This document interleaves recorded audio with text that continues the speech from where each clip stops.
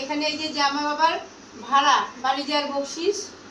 আর এই যে আস্তা কাঁঠাল খেতে হয়, দই খাবে, 5 রকমের মিষ্টি আছে, পাঁপড় ভাজা আছে, মাছ আছে, মাছের মাথা আছে, টক ডাল আছে, মুরগির মাংস আছে, খাসির মাংস আছে, চাটনি আছে, স্যালাড আছে, দুধ আছে, লেচু আছে, আম আছে, কলা আছে।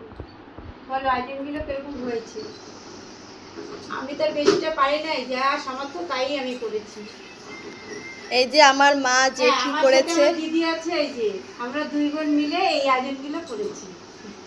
তো কেমন হয়েছে তোমরা একটু সবাই কমেন্ট করে জানাবে।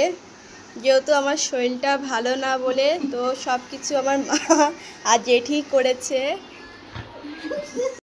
এমনি এমনি ভালো থাকো, বলবো না বাবা, এমনি ভালো এমনি ঠিক করবো।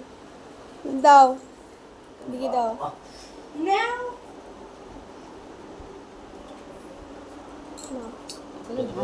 খাও এবার,